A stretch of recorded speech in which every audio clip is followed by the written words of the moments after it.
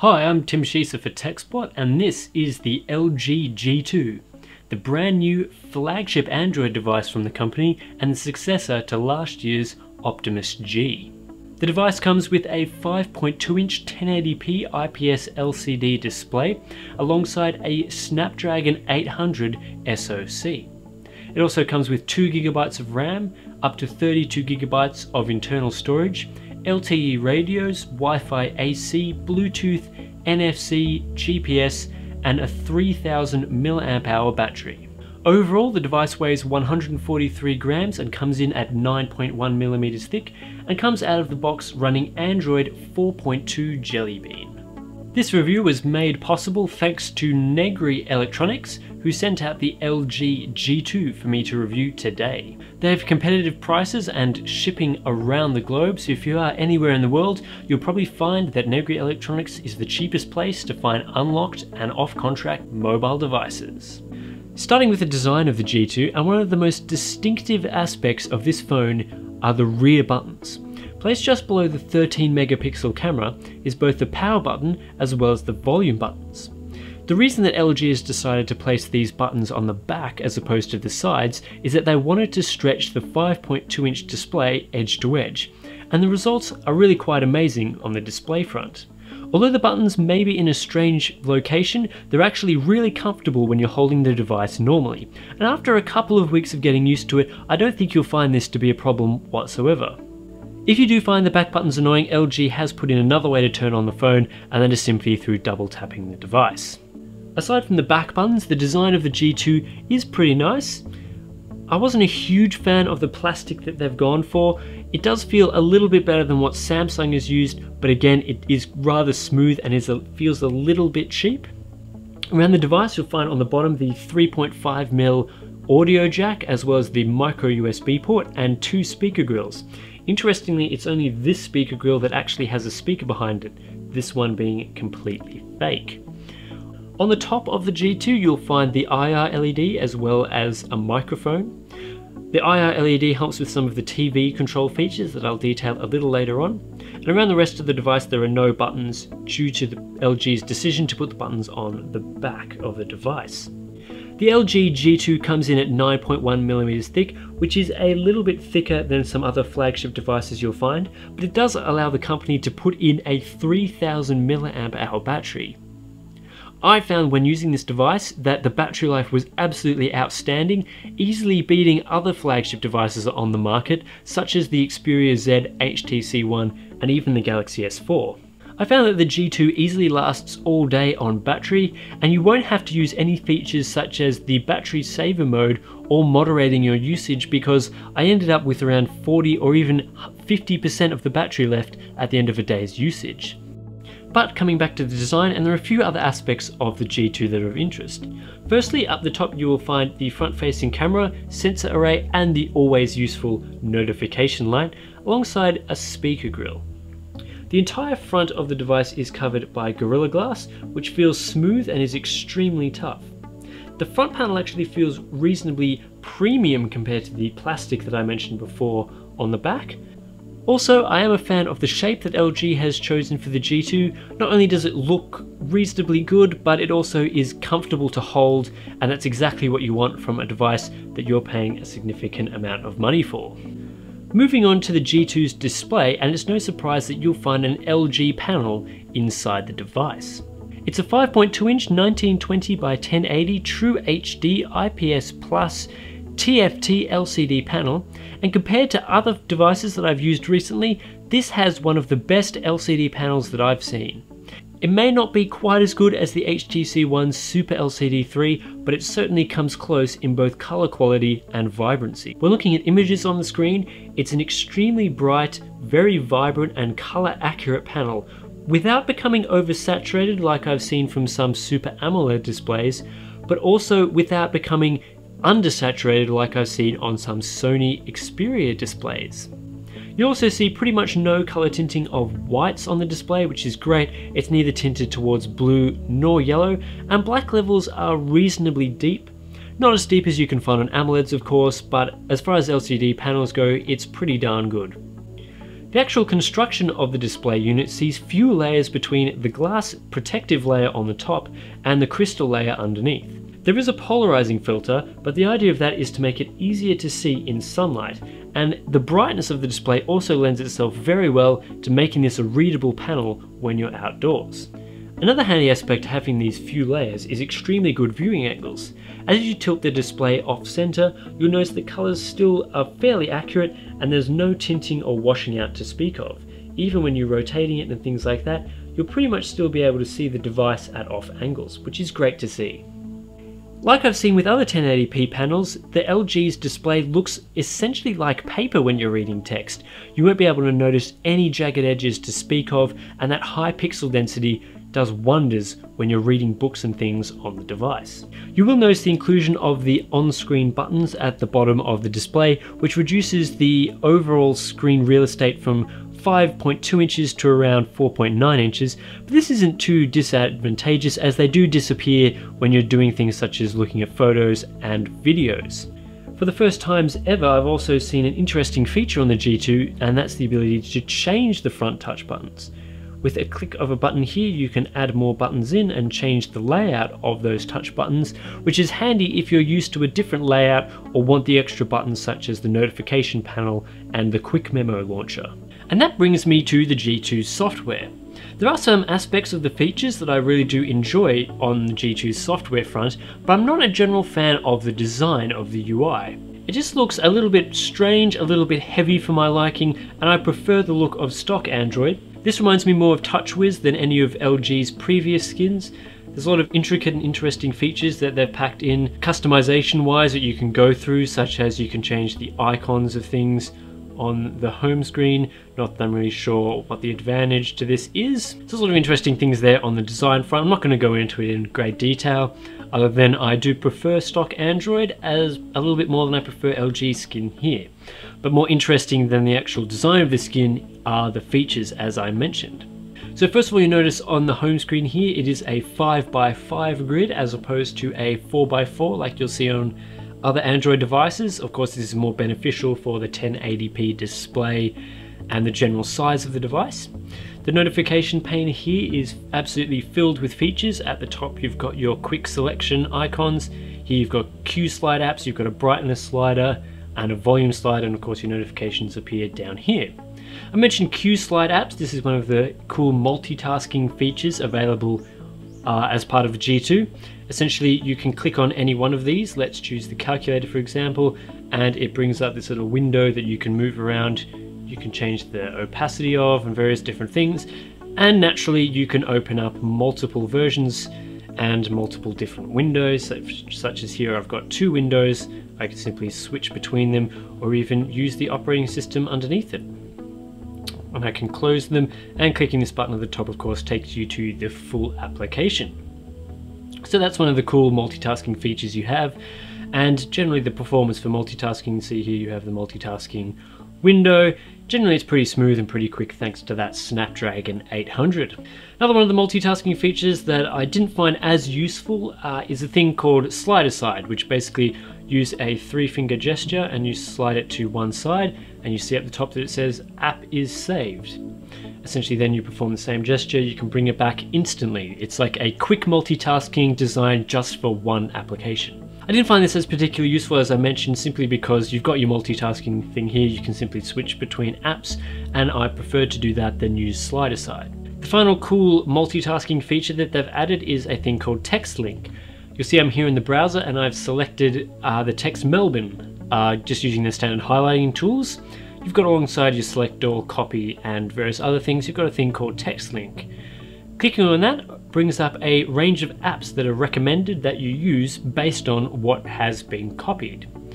So essentially I'm going to choose maps here and I'm going to click on Melbourne, and what you do is bring it and paste it immediately into the application, and here we go, I've searched for it and it's brought up the city of Melbourne for me. So it's a really handy way to save you from copying and pasting, multitasking, switching into different apps and that sort of thing.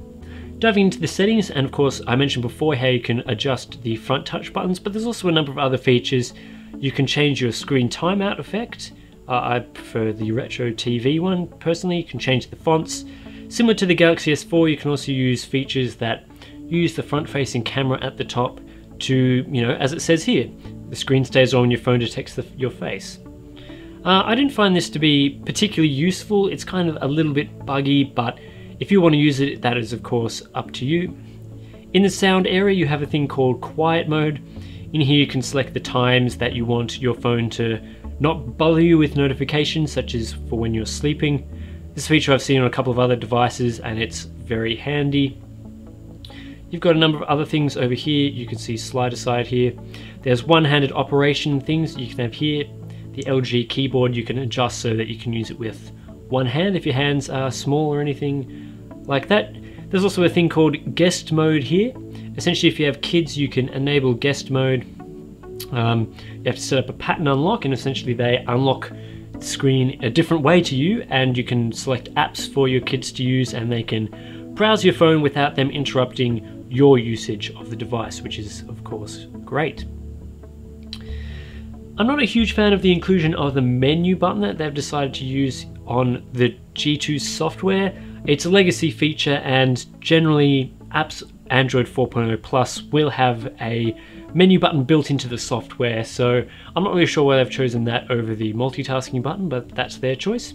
Another thing you can do is slide up, and you've got a range of settings here, such as VoiceMate, Google, and Quick Memo. Normally you just have the Google option here, but we can launch Quick Memo just briefly.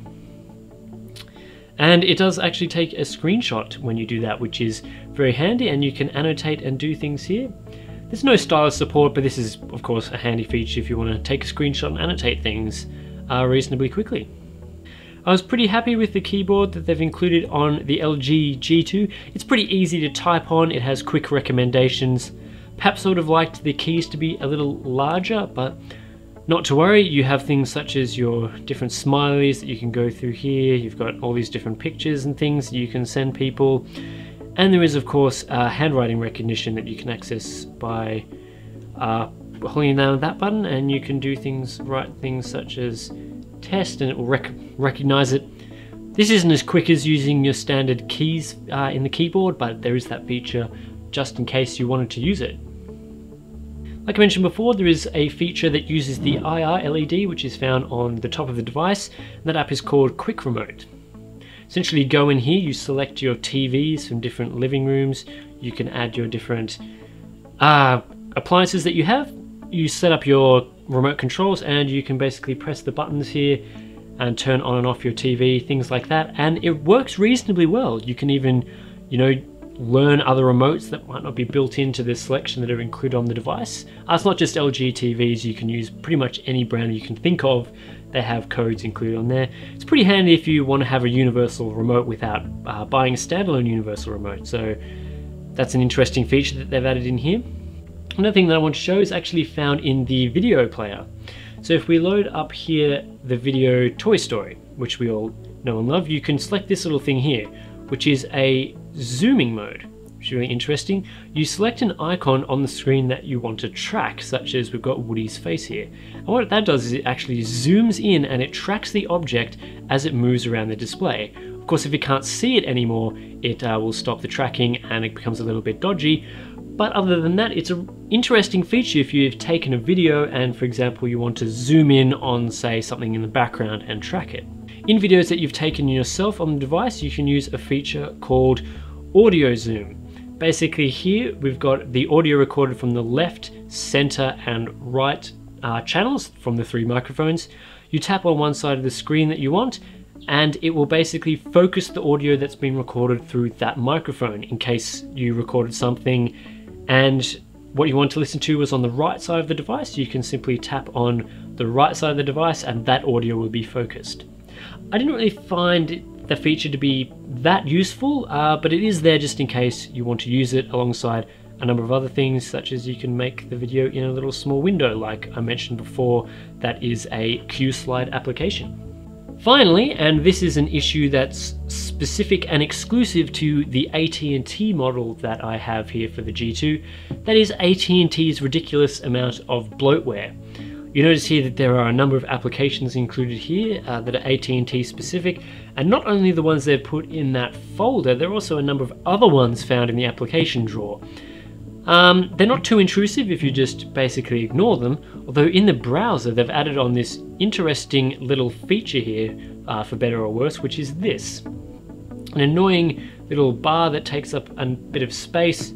You've got your options to, you know, tweet and do your social media things, but it's interesting that they've decided to use up screen real estate for that feature and put this annoying thing on here. Luckily though, like a number of features on the phone, you can actually disable that pretty quickly. Into the browser bar, you can select here to deactivate the toolbar, and then it is no longer in there, which is a little bit better. Of course, you can use Chrome if you want to. Like I said, I'm pretty pleased with the range of features that they've added into the G2 software. It's clearly designed to compete with the Galaxy S4 with a pretty astonishing set of features that they've included. I'm not a fan of the heavy skin they've gone through, and they've basically skinned pretty much every application that you can think of. It's got some really weird skin and stuff like that. App drawer, everything, you've got widgets, all of them are pretty much skinned. So I'm not a huge fan of that, but overall, I think you'll put up with the skin for the software feature that they've included, which are really solid. This isn't my first experience with a Snapdragon 800 powered device, but yet again the G2 powers on with one of the most capable processors and graphics chips that you can find. The Snapdragon 800 is a 2.3 GHz quad-core Crate 400 processor alongside an Adreno 330 GPU and a range of radios. They've also included 2 GB of RAM on here, and that makes this device extremely quick to use. Basically, you can see browsing along here, there's absolutely no lag. Browsing into applications that I've used a long time ago, such as Gallery, it loads pretty much instantly. Panning, zooming, everything like this is extremely quick on the device. Even when we're looking at things here, such as the browser, you'll notice that panning, swiping, zooming, everything like that is extremely fast, perhaps one of the fastest that I've ever used. And simply browsing back through things that I've used before, you'll notice that it loads pretty darn quickly, so I'm pretty happy with that. Here I've loaded up one of my favorite Android games on the G2, which is Real Racing 3, just to give you an idea of just how graphically powerful this device is, even when it has to render at 1080p. That Adreno 330 GPU is simply astonishingly fast, even when it's running intense 3D games such as this, which is naturally great to see. Of course, if you want to check out more benchmarks and things from the G2, check out the written review. Links to that are in the description below. So as you can see here, it is perfectly smooth, extremely easy to use, and just generally very, very fast thanks to that Snapdragon 800. And the 2 GB of RAM naturally helps with multitasking. For example, even though I'm using a game here, which I assume is using a fair bit of RAM, I can actually easily just multitask, open up the multitasking window, multitask something that I used a fair while ago, such as Twitter, and it loads very quickly, as you can see there, which is great to see. Overall, once again, I've been very impressed with the performance of the LG G2 and that wonderful Snapdragon 800 processor. It's extremely quick to do basically anything on this device, and you won't be disappointed in any aspect. You'll also be happy to know that there are LTE radios inside this device. If you are in an area with LTE, you will get extremely fast speeds, and if you're lucky enough to have a Wi-Fi AC router, you'll find Wi-Fi AC inside here alongside NFC, so it's got all the connectivity features that you'd want as well. Just taking a look at the camera that you can find on the back of the LG G2, it's a 13 megapixel Sony made sensor with an f2.4 lens as well as optical image stabilization. This means you can get decent enough shots in low light. It's not as good as I've seen from Nokia's devices, but it does produce very good results in good lighting thanks to that Sony sensor. So I recommend checking out the sample shots and video. You'll find those links below. Optical image stabilization works really well when you're panning and doing things like that. It's not as aggressive as Nokia's optical stabilization, but it can take out shakes and various things like that when you're using it. More impressively though is a solid range of features that you'll find in the camera. There are a number of settings that you can use here. You can shoot in a number of different modes, change ISO. Here we've got a look at some of the modes. Time catch, shot and clear, burst shot, all use burst mode. Different things, you can use dual camera, which does take a video or picture using the front and back camera at the same time. You've got panorama, you've got photosphere, which they've renamed VR panorama, all these features work reasonably well. There aren't any filters, which is something that a lot of manufacturers decide to include on devices. I assume that they just prefer that you'll want to use an app like Instagram for that, so they haven't bothered to include it. But taking photos is really quick. You just press the shutter button and it takes photos pretty much instantly, and the preview is extremely smooth to use. Tapping and things like that, that Snapdragon is going once again to show you the pretty solid quality that you can get out of that camera. Again, sample shots are in the description below. So at the end of the day, what do I think of the LG G2? Well, it's a very capable device. The Snapdragon 800 chip is extremely powerful, more powerful than the similarly priced HTC One and Galaxy S4, while also delivering longer battery life, which is something that we really need to see in more smartphones. The 5.2-inch display on the front is absolutely wonderful to use. It may not be as good as the HTC One's display, but it goes edge to edge and produces extremely vibrant and crisp images. The 13 megapixel camera on the back is also one of LG's best that I've seen, with optical image stabilization helping for those low light images. The design is a little bit plasticky. It feels a little bit like the Galaxy S4 in that it's somewhat cheap, but it looks pretty good, and the inclusion of the back buttons is interesting and also reasonably usable once you get used to it. So if you are in the market for a flagship Android device, I would definitely be checking out the LG G2. It gets my recommendation, and it's some serious competition for other Android flagships like the HTC One, Xperia Z and Galaxy S4. So again, big thanks to Negri Electronics who sent out the G2 for me to review today. If you want some more video reviews coming your way in the future, don't forget to subscribe to this YouTube channel. And of course, there's more analysis, detailed benchmarks and camera images that you can find in the written review. Links to that in the description below. I'm Tim Schieser, and thank you for watching a TechSpot video review.